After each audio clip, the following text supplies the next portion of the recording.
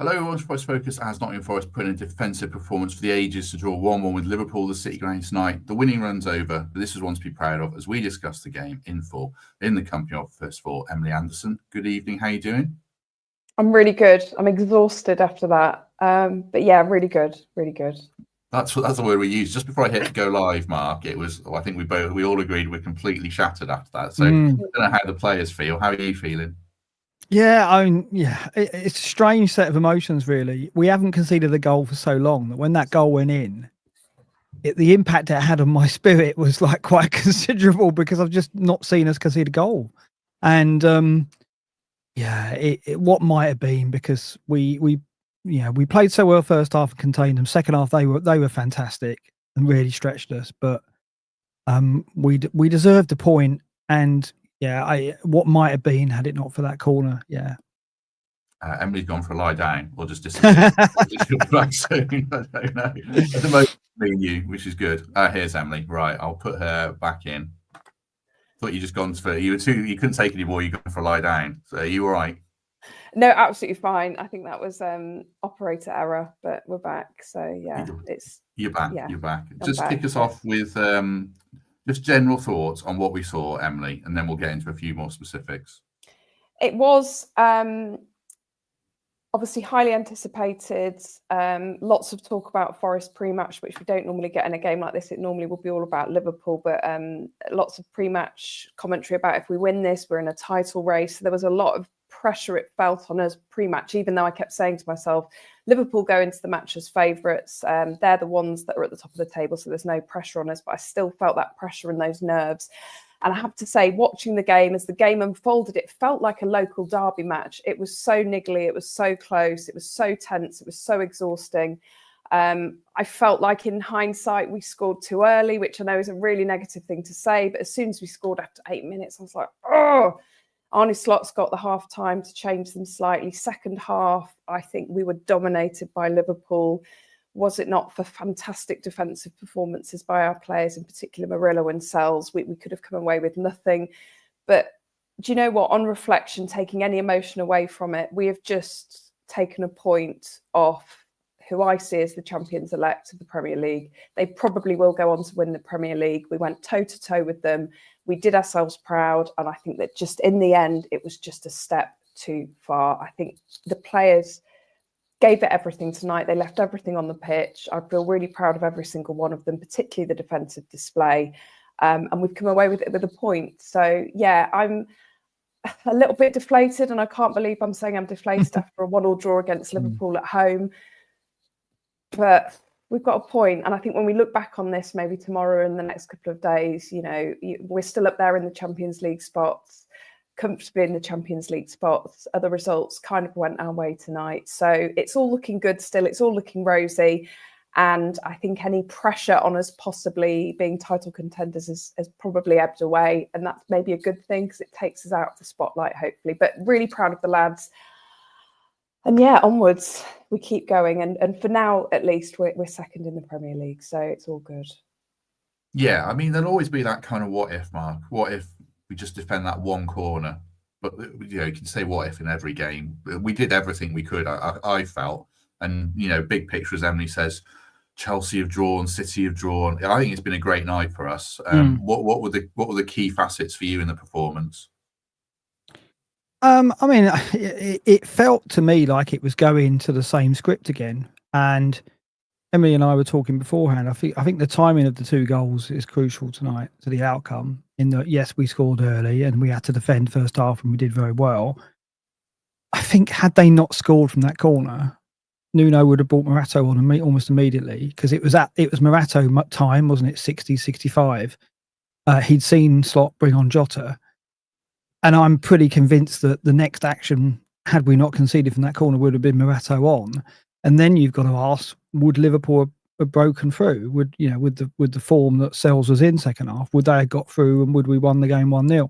So it's just the timing of that goal just meant that Nuno couldn't go to the script and do what he usually does. And then it almost felt there was a lull then. He didn't really know how to react. And he reacted by taking Yates off because he had to book in for Dominguez. And then there's a late flurry of substitutions, but it felt this is the first time in ages it felt like our substitutions were almost like gestures, or almost like we just see out the game, rather than substitutions that were to seal the points or win the points. And so Nuno couldn't affect the game in the way he has done with his subs, just because of the timing of that goal. It just beat him to the punch a bit with the Morato move, I think. And that was cool, but there's no question they deserved at least a point, Liverpool, because they were fantastic second half. And it took everything, every ounce of our defensive nous, which we've got a lot of, to see it out and win a point, which I feel we deserve, because, you know, I think we defended so well. And yeah, that's the best team we'll have at the City Ground this season, no question. And we don't have to play them again this season, but they can go and take points off City, take points off Arsenal and Chelsea, and we don't have to worry about playing them again. Yeah, that's a good point. That's a good point. We'll do it chronologically. We'll come to the subs and the timing of the subs. I can see people in the chat with some valid opinions, and we will get to that. 538 people watching is fantastic so early in the stream. So do us a favor and hit like. That'd be fantastic. I just go at the start, Emily. I just written down unbelievable noise at the start and throughout. Obviously, the chance to slot were brilliant, but just the backing that they gave the team, and when the players came out, I mean, you'd love to have been there. I'm envious of everyone that was, and I suppose the fans were a big factor in this game, I think, weren't they? There was no doubt that the fans were going to be fantastic tonight under the lights on a Tuesday night at the City Ground, a winter's evening. Gutted I couldn't be there. I think it's the first Premier League game at home I've not been to this season, so I was absolutely gutted that I couldn't make it there tonight. But yeah, the fans were incredible, and you knew before the game started, you could hear the fans singing loud and proud. And on TNT Sports, the presenter actually said, "Wow, the Forest fans are already in such fine voice." And I think Liverpool's one of their tactics I heard on a Liverpool podcast was that hopefully you could quieten down that City Ground crowd by maybe Liverpool getting an early goal. But what happened was the exact opposite. We barely touched the ball. And then in the 8th minute, we did a classic Forest, lovely ball threaded through from Elanga and scored early, which just made the crowd louder than I think I've ever heard it. But I can only imagine what it was like actually in the stadium, because you can never get the full impact, can you, from the television. But we had the sound up loud here, and it sounded great. I felt envious, but super proud of the Forest fans. They were incredible, but they always are. Yeah, definitely. The start of the game was interesting, Mark. There were a few things, like Milenkovic steadfastly refused to pass the ball all night. He was just lumping it along, which I did like, and we'll get on to who really stood out. But we started off in that vein. And equally, Liverpool, I don't know if you saw the stream with Josh Williams, the opposition stream, said how Forest restrict teams to long-range shots and poor chances. Liverpool seemed to buy into that, and they lumped it long. And they shot from distance, and we didn't have a kick until we scored a goal. I don't know if we completed a pass in the match to that point. It was a heightened version of everything we've been at the start of this season, wasn't it? Yeah, I didn't care though. I thought that first half was a good performance by us, and I thought Liverpool were actually poor. I don't think. I mean, they didn't have a shot on target. They didn't create anything. They didn't get behind us. Gakpo, Salah, and Diaz were pretty anonymous. There were some long shots from Gravenberch and McAllister, but yeah, when the halftime whistle went, we were 1-0 up. I thought, well, this is going totally to plan, and I don't think Liverpool looked great, and I'd be confident seeing it out. Obviously, Slot changed things in the second half. To be honest, this was so exhausting. I couldn't make any notes, any tactical analysis at all. So I'm going to be useless on the podcast, because all I can do is just fixate and focus. I can't think about what's going on or the tactics or whatever. But whatever he tweaked second half, it obviously dialed up the pressure. It just felt like they were pushed further up the pitch, and yeah, it's just the timing of the goal. It was a bit cruel to us, I think, and the nature of the goal. We've been so good at set plays. Sels was blocked out by Gakpo. It wasn't enough for a foul, not in today's Premier League.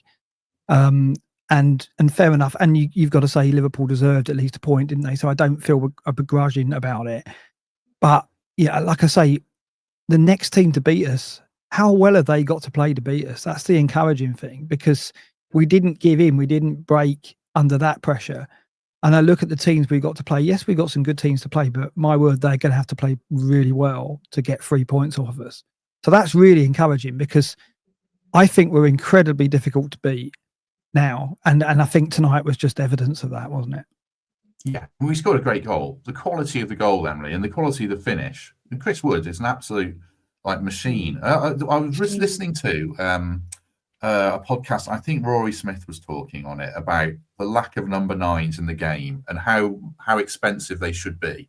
And if Chris Wood wasn't 33 and in the final 6 months of his contract, he would be worth an unbelievable amount of money, wouldn't he? Yeah, I mean, it was a lovely ball through from Elanga, wasn't it? But actually, the finish from Wood, when you looked at it from an angle, it was quite a tight finish for him, and he was just so composed on that ball, and it was going nowhere but the back of the goal when Wood struck it, and he just keeps scoring goals and different goals, and that's 13, I think, isn't it, for the season in 21 games, which is incredible. Really, for someone like Chris Wood, and I'm just so pleased that he scored again tonight. And again, the fact that it was against the run of play, but that's how we seem to score goals at the moment. We did it against Wolves last week, didn't we? Where we were under the cosh and then just scored out of nowhere, and we did it again tonight. And I think that really rattled Liverpool early. Actually, you could see the heads dropped. The defenders were not looking very happy. Lots of arguments among them. So actually, I would have to say we really restricted Liverpool in that first half. Like Mark said, they didn't have any shots on target. They just weren't really creating anything significant. It felt relatively comfortable in the first half, but we knew a different Liverpool would come out in the second half, which I'm sure we'll talk about. But yeah, lovely early goal, settled the nerves. But I'm one of these fans that as I'm watching, when we go 1-0 the nerves kind of, everything ramps up because we've got something to lose now. But yeah, it was one of those games that you couldn't take your eyes off it. You just couldn't take your eyes off it. And I was heading balls, and I was, at the screen and just shouting and defend and make it safe. It was just, yeah, it's really hard to analyse a game like that when you're just so invested in what they were doing. But yeah, long story short, really good goal, lovely finish by Wood, and it was another case of us winning the ball back in that key area. Callum Hudson-Odoi to Elanga to Wood in the back of the net. Lovely stuff. 1-0 after 8 minutes. Yeah, I must admit, I didn't feel so nervous in the first half because, like you said, Liverpool were arguing with each other. They were cannoning passes into touch. Like Andy Robertson had an absolute stinker, and a few others did as well. But they did have one big moment, Mark, which probably leads us into the first of the individuals I want to discuss. Diaz had a break, and Murillo, who I thought was masterful or throughout, he shut down the one big chance Liverpool probably created with that through run, and he cut the pass out, and he was brilliant, wasn't he, Murillo?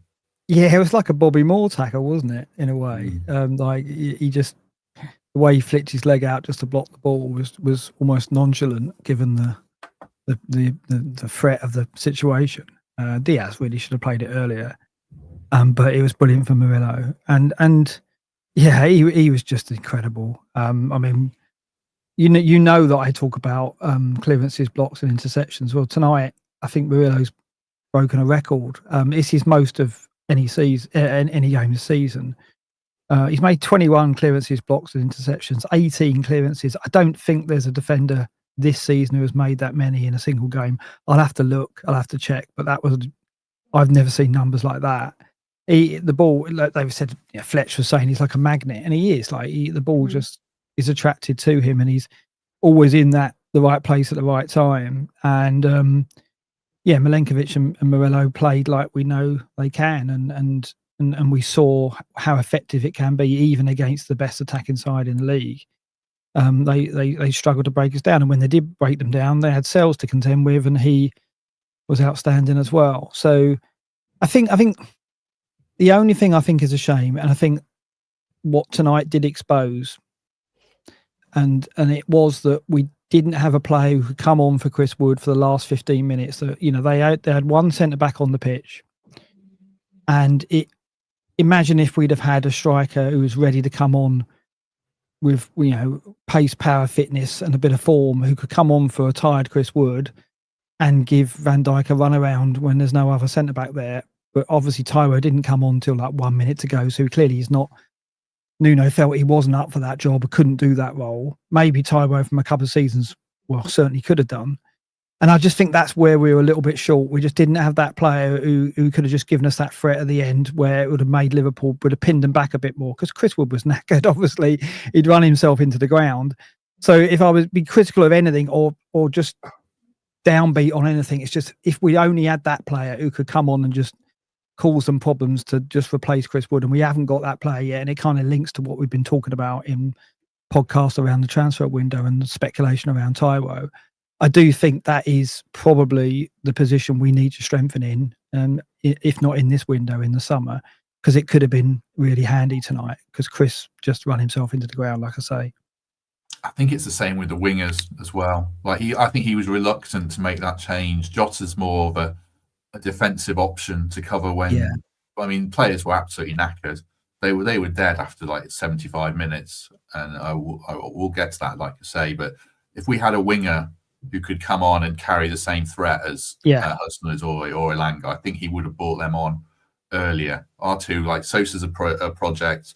Jota is busy, but he's not a guy who I think is going to run 60 yards on a counter. And we that is something that, like you say, is a missing piece of the jigsaw. Yeah. I think we do need that in time. Might pick up on that tomorrow with Gary P and Thames. You've raised something good there. Thank you.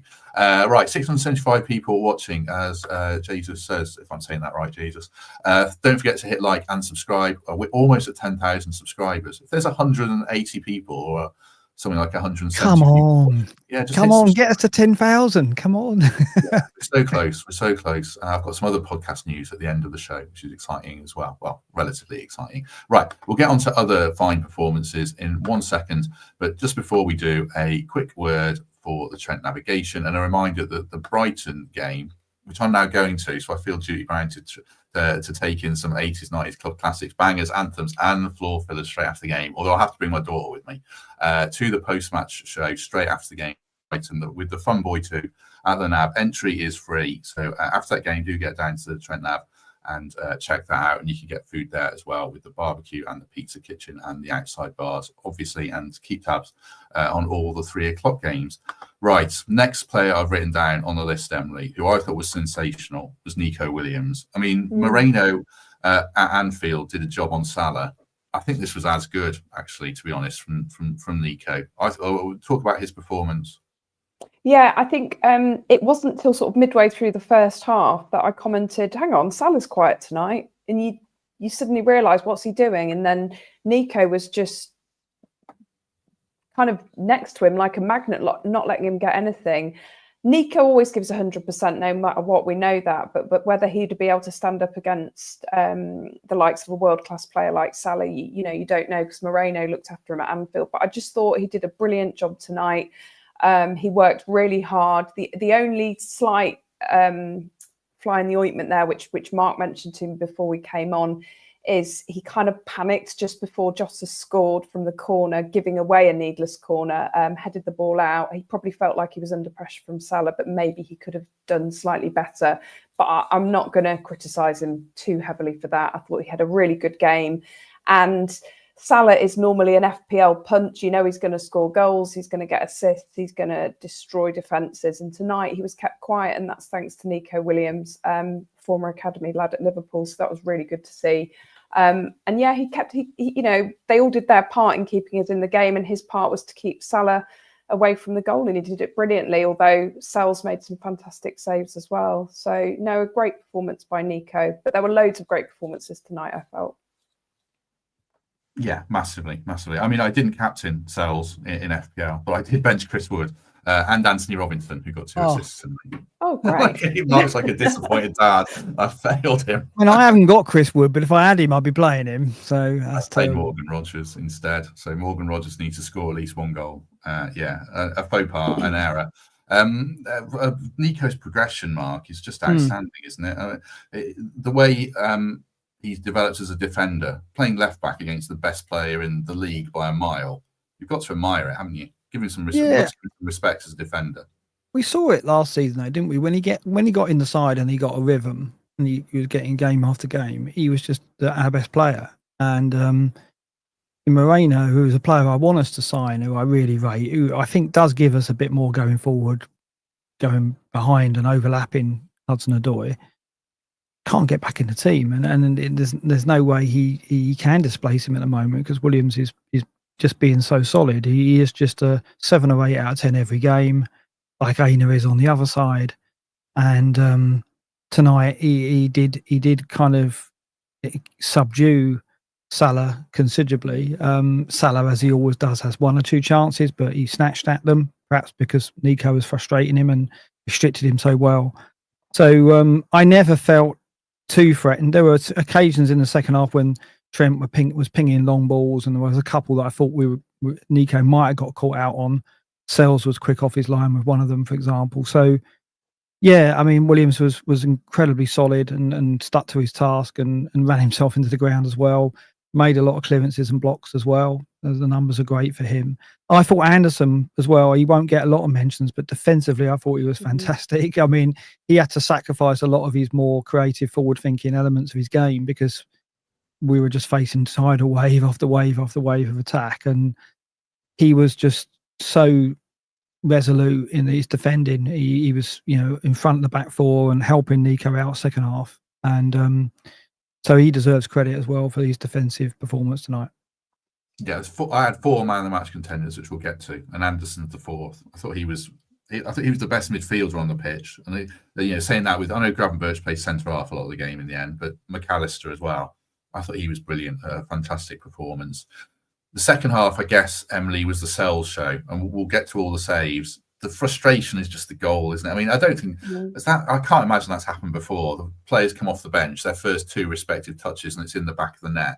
That's just going to, our players are going to go to sleep tonight thinking that's going to just haunt them until they play again, and maybe for longer, isn't it? And it's easy for us sat on our sofas watching. You see Jota warming up, and you start to panic. And very early on, I was calling for Morato to come on. My friend Emma, who I was watching with, was calling for it from the 8th minute. But we were kind of getting to the stage, weren't we? Just before he came on, we were thinking we're about at Morato time now. Let's shore up that defence, eke out the 1-0 win. And sure enough, Jota comes on.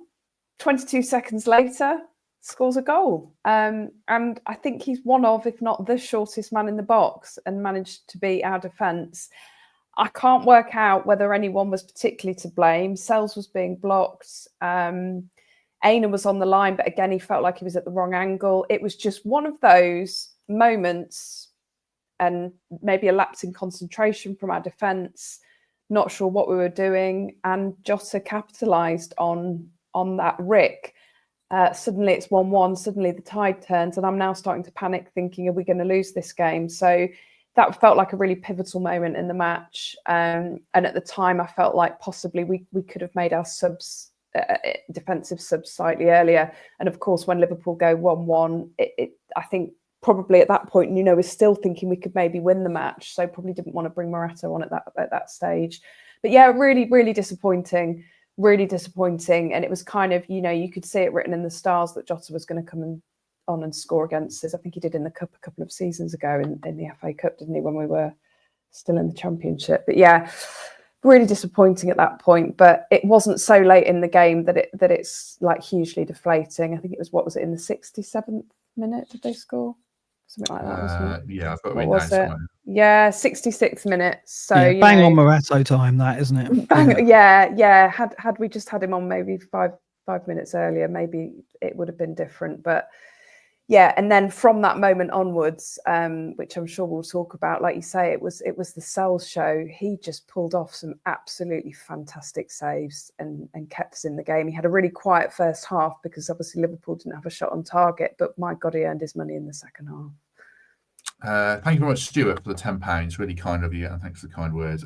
Also, I'm very happy. Like I said, I think it was a great night for us. I'd have taken that at the start. Even if we'd lost and played like that, then you take plenty from it. So yeah, thank you, Stuart, for that. Do you think, Mark, with the goal, is it just one of them? I mean, Jota, I think, is a great player. He's good in the air and he's got a knack of getting in the right place. Are we critical of Murillo and Chris Wood, or is it just one of those unfortunate things where we defended corners so well all season, and for whatever reason, this one's ended up Yeah, I'd have to watch it back. I mean, they're going to analyse it and they're going to feel disappointed because we've been so good at defending those set plays all season. I think we've only conceded 1 goal from a corner other than that. And that was from a second phase. I don't think it was direct. That was a Newcastle, wasn't it? Isak's goal. If you remember, he prodded it in from a second phase on a corner on the knockdown.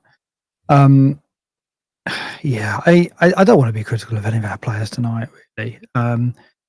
They'll look at it, and I guess we'll look at it again, and maybe we can spot things we could have done better there. Perhaps Sels could have been stronger. I think actually later on in the game, when they won another corner, Murillo was talking to Sels, going, don't let him do what he did the first time. I think you could see the disappointment on the team's face when they conceded, and it is a bit of a shock because we just haven't been doing that.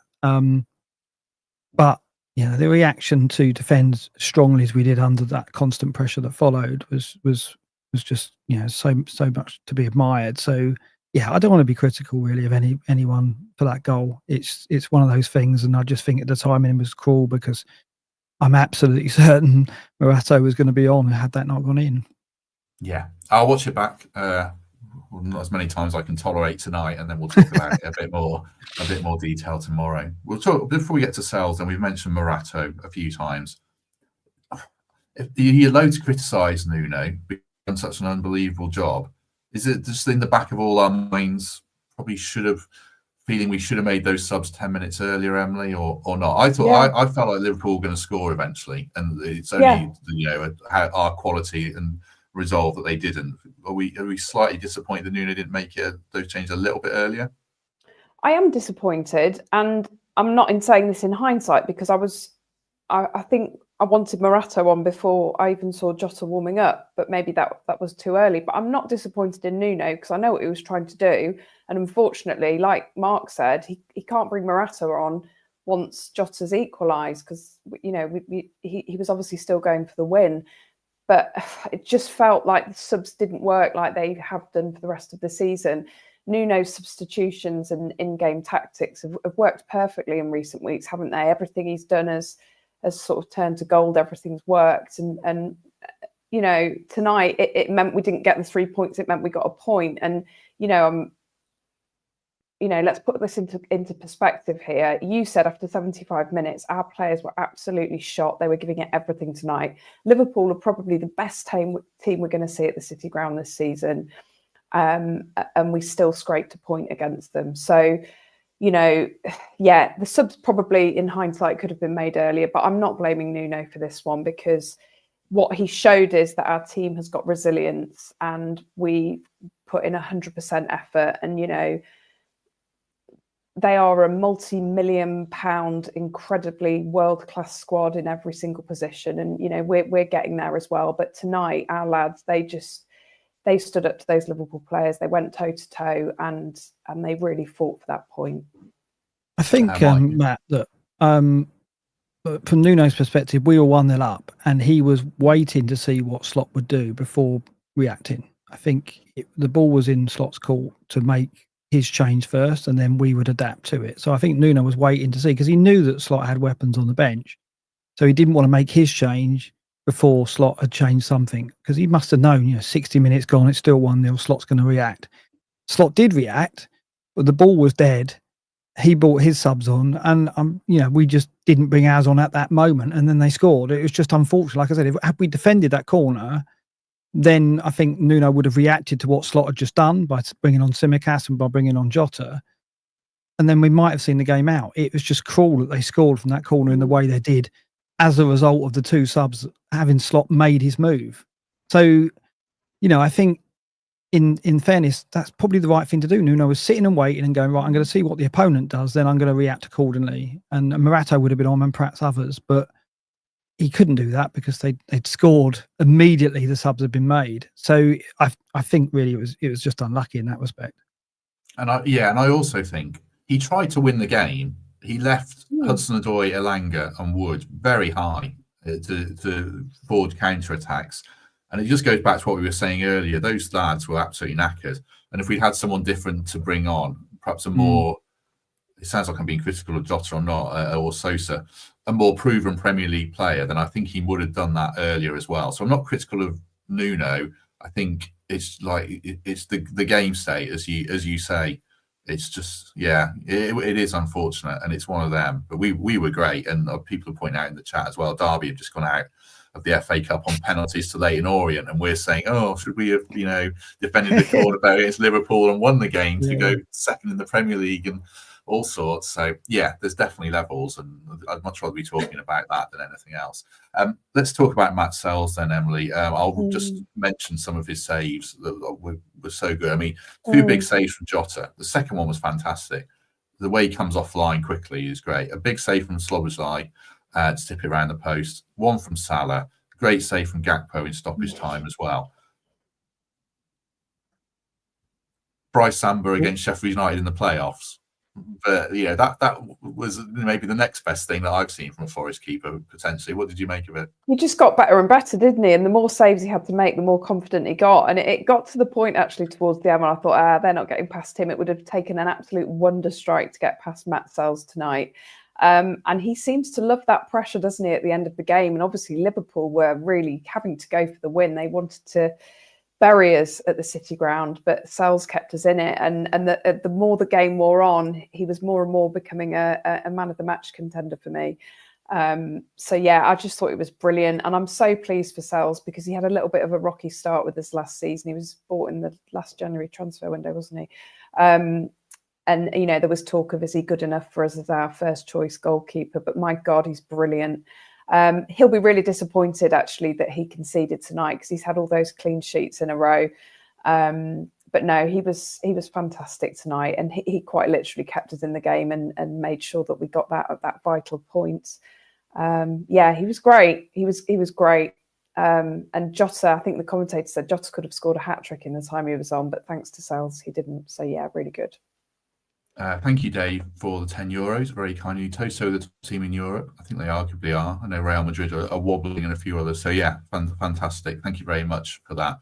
I think the response to that as well, that's a good comment. He probably sleeps upside down like a bat on Matt Sels. The response to the goal from Sels was brilliant. I know Matt Turner always responded well to errors. Mark, he just made too many errors. Sels didn't let the goal get him down. I think most of his saves were after that goal. His elevation. I know you've sort of done a mea culpa before about saying you were questioning him. We can't question him now, can we? He's just one of the top goalies in the league for sure. Well, statistically, he is the top goalkeeper. I've just been looking at save percentage for keepers with more than 10 appearances. He's now top. 75.9% is his save percentage. So if you look at that and you look at clean sheets, those two metrics, which are pretty much the crucial ones, how many clean sheets a keeper keeps and what's his save percentage, he's the best in the league right now, which is I've just got to eat humble pie week after week because he just keeps putting out these performances. And I think Fletch said in commentary we got him for 5 million from Strasbourg, and Forest got their keeper. I think that was Fletch saying that he is our solution. He is our goalkeeper, and we don't need to look for anything other than a number 2 to push him. And that's probably right. It's just I've got to admit I was wrong. I felt that we needed to upgrade that in that position, but Sels has raised his game considerably. I mean, he was good towards the end of last season, but he's gone to another level this season. I don't think you were wrong. I mean, the Matt Sels of his first 6 months or whatever was fine, and you could see he needed an upgrade. But Matt Sels is the upgrade. He's done it himself. And, we've got one of the top goalies in the league, so fair play to him, certainly. Random pieces, he'd rather have me in goal than Turner off the cutoff. If someone wants to do a PSR deal and pay me an inflated wage to go and play for them, then I'm very happy with that. Certainly, thank you very much. Maybe Newcastle will pay 25 million for you, Matt. We'll have to see. Well, they've all survived. How have Leicester survived? I assume Nick was, popping the corks in your house. I mean, somehow celebrating another bullet dodge. As Leicester have got this knack of deciding that they don't have no one has any jurisdiction over them. They exist in a limbo between leagues. I think they'll make the transition to the Championship again next season. But yeah, I assume Nick was very happy, Emily, today. Do you know what? He's actually away with work, so he's in Germany, so I've not actually spoken to him, but I have had a message tonight to say good night, but also to say great point. I think he said that through gritted teeth. But no, I've not spoken to him about the PSR thing, but I know yesterday he was stressing about it. So I'm sure he'll be absolutely delighted with that. Yeah. Excellent. Right. A quick word of thanks from Nottingham Window Company, second sponsors of all the post-match shows. Thank you very much for that. If you're looking for windows or doors at your property, check out the link in the description and they will sort you out if you're basically anywhere in the East Midlands. But thanks very much for their backing. Any final thoughts on the game, Mark, before we get on to man of the match and big picture look at Southampton? Anything you want to add on the match itself? No, I think like it was. I guess the word for our supporters. I think that, like Emily says, you can't feel it from watching it on a screen. But I was watching the Chelsea game before ours kicked off, and it was just silent at Stamford Bridge. And then Cole Palmer scored a fantastic goal. They cheered that, and then it just went silent again. And they were 1-0 up, and there was just nothing. There's just no atmosphere, no kind of support for that team. And yet Chelsea are obviously pushing for top 4 and Europe and so on. And then I flipped channel to our game, and I was like, yeah, if you're watching the Chelsea game, you want some crowd noise, you want to try and sample this and get it piped into your game, because yours is silent, and listen to this. And we can't forget, it makes you feel very proud to support a team that has that level of support and that atmosphere within the ground. It is pretty unique. We often say it, others say it who come to the ground, and tonight it really struck home. And it was just part of what was a tremendous spectacle. I didn't enjoy it because I was too tense, but I think if I was a neutral, I would have enjoyed it. It was a great Premier League game, played at a great Premier League stadium in front of a fantastic crowd, and we're lucky. We're ever so lucky. So we might have talked about being a bit flat by the outcome tonight and how the goal was scored, etc. But we will remind ourselves very quickly how lucky we are, and to be where we are, and to be amongst supporters like we've got. Yeah. Don't put 2 comments about me. I'm not disappointed in Nico, and I'm not criticising anyone. I mean, I do have to, as the host, ask a few questions. We can't just sit here. Well, we could sit here for 37 minutes and not, just say how amazing it all was, but it's probably a bit boring. So that's why I do it, Derek. I loved tonight and thought we were great. So I'm not digging anyone out, but I do have to ask the odd question. Anything you want to add, Emily, before man of the match? No, well, just that I think tonight's draw will have done our players and our fans no harm at all. Hopefully they'll be hugely proud of themselves. And if anyone was maybe, it will keep our feet on the ground. It will keep the players' feet on the ground. And I think they'll be really disappointed that they conceded tonight and that we didn't get the win against Liverpool. So all that does is it gives us some extra motivation going into Southampton, which could be a potential banana skin. I don't think it will be, but what it does, let's look at it. It means that we go into that game wanting to get another win under our belt. And as Haaland says, hopefully it'll keep us humble. We can all stay humble, and so onwards and upwards. But no, really super proud, really happy. And I can't believe I've even got 1% of disappointment in me at the moment that we got a point against Liverpool at home, because actually they did brilliantly tonight. Yeah. Right. I don't know who got man of the match on the TV. If anyone who saw that. It was Murillo. Murillo got it. Okay. Well, that's fair. He's on one of my 4, but I'll put you all on the spot as we do. If you had to choose, Mark, and you do, because I'm asking you, who would you pick as your man of the match? Yeah, it's Murillo. It's got to be. I mean, it's just ridiculous performance. And Sels came up on the outside at the end, but I think Murillo did enough to hold the accolade as man of the match. And talk of a 5-year contract and trebling his wages, quadruple his wages, whatever it takes. I'll chip in. We'll all chip in. Because if we get another season of Murillo at the City Ground, that'll be something to really look forward to. I mean, I'm expecting to lose him, but if we don't and he signs and we hold him, that'll be fantastic. So I've got to give him man of the match tonight. Well, let's get that Champions League spot. I think it'll be all right. And I do think, I've said this to Chris Elmer on WhatsApp tonight, I think we're going to get in the Champions League. Liverpool are going to win the league, and fair play to them, I think. But I watched a bit of that Chelsea game like Mark did. They're wobbling. They're flaky, whatever the word is. I don't know. I think we're going to get in the top 4 or 5, whatever it takes, certainly. What about you, Emily, for man of the match?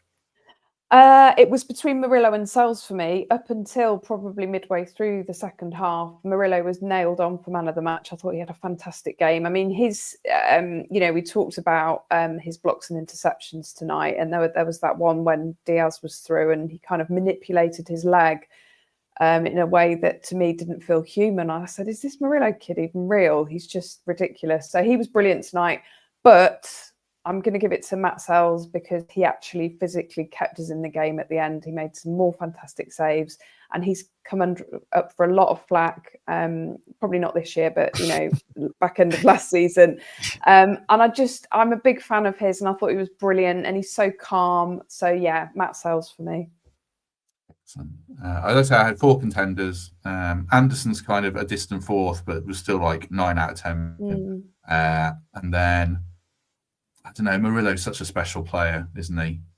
Yeah, you have to be Murillo, but Sels and Williams, like so much respect for their performances. They were so special, but Murillo's just like, he's going to be a superstar. And I was watching it with my dad, and my dad said he doesn't want to play so well at Liverpool to try and put a bid in straight after the game. It's good that they've got Van Dijk. I really hope Van Dijk signs another contract, because if he doesn't, then he would be top of my list if I was Liverpool's chief of recruitment. Certainly. So, yeah, that would be my vote.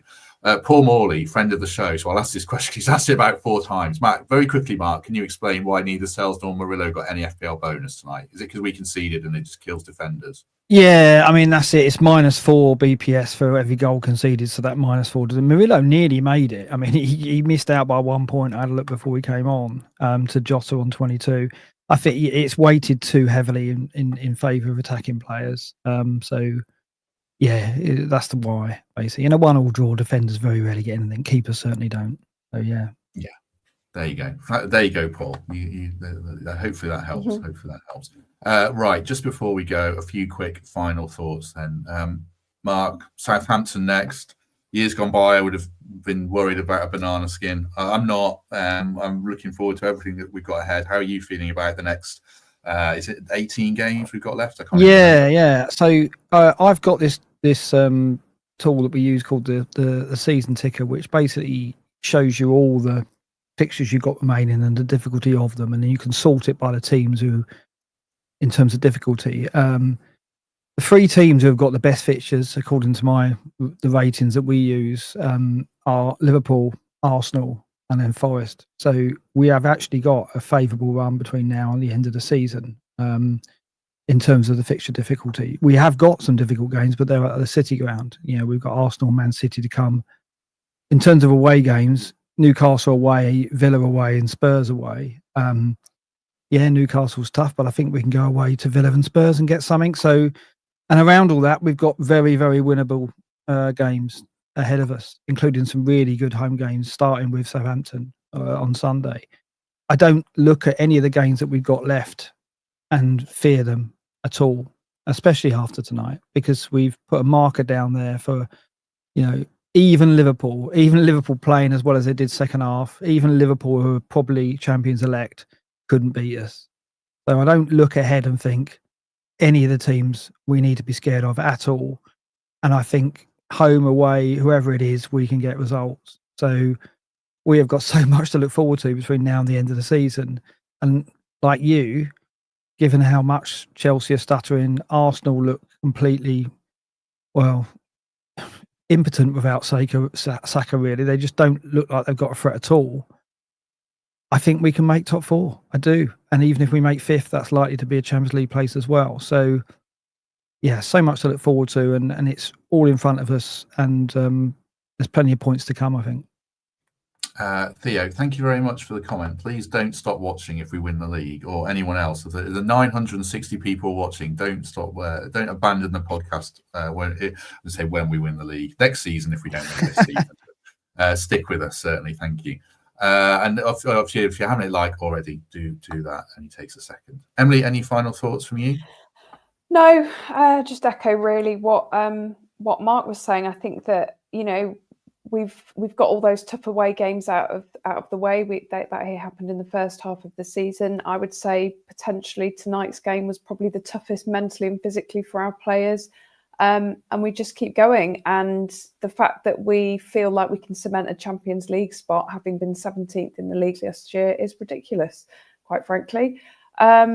So yeah, for me, any European spot this season would be fantastic. And if we can secure Champions League, even better, because it means hopefully we can keep on to the likes of Murillo for possibly another season.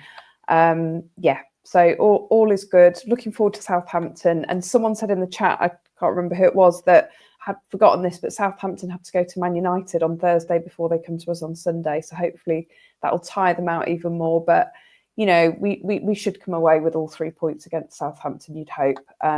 So yeah, it's all looking really, really good, really positive. Yeah, I'm a happy girl. That's a useful point, yeah, because if this game was on the other way around, this was on Thursday, I'd worry about starting Chris Wood and a couple of others. But a couple of days extra rest means I'm quite happy that Wood could play another 70 or, you know, whatever's needed, and we will be fine in that game, certainly. I think we'll preview that on Thursday, and we'll have an opposition preview on Friday, and like to be back tomorrow at 11 a.m. I think it is, with Gary and Temps for more on this game and just more big picture stuff. Before we go, exciting development. We now have podcast merchandise properly for sale on the website, which is, I know, Forest. I didn't know that. Yeah, forest-focus.co.uk. There's 3 different kinds of mugs designed by Mrs. Davies. There are 2 kinds of hoodie and t-shirt.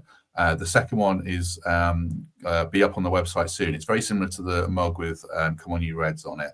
But if you want to go on our website and order that now, you finally can. Now I've got the payments methods all sorted with the web host. That's why it's been delayed. But yeah, thank you to Mrs. Davies, my long-suffering wife, for doing that. Yeah, for designing all that. So yeah, check that out at your leisure. It's there for you anyway.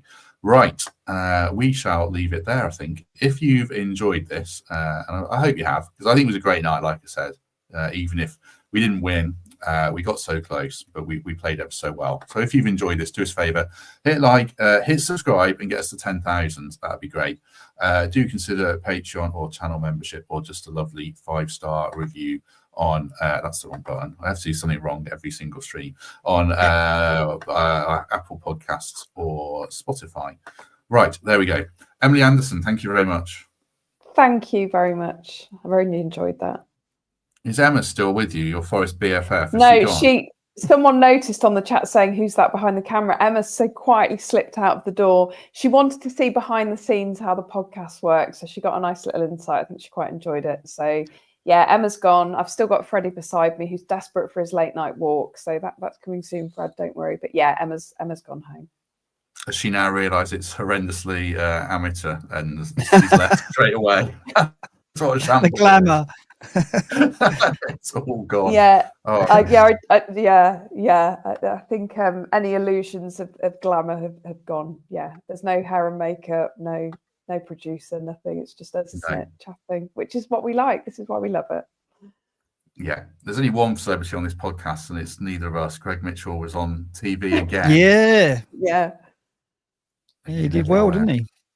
He did well. He did well on TNT, and he's been in The Keep and obviously in The Guardian. So yeah, certainly did. Mark, thank you very much. Yeah, thank you, Matt. I just want to ask: are you going to wear one of those hoodies yourself, or do you feel that's like too much like self-promotion? Are you going to? So I want to see you walk into the nav wearing one. Oh, and that's not my style, but so I knew you'd say that. I knew that's not your style. Right? Fair enough. I've got one downstairs, and I stupidly I took my mum and dad here, so I brought them downstairs. I didn't bring one back up because it's such a rush when you do these late streams. I forgot to bring them back. Tomorrow I will wear one tomorrow just for you, Mark. There you go. Thank you. I'll look forward to that. Thank you. Mark Douglas asked if I'll put the link in the comments. I'll put it in the comments and the description, Mark, after this and tomorrow as well. Right, we shall leave it there. As I say, thank you very much for your company. Really enjoyed that. Great to have almost 1,000 people with us throughout. And if we don't see you tomorrow, we shall see you soon.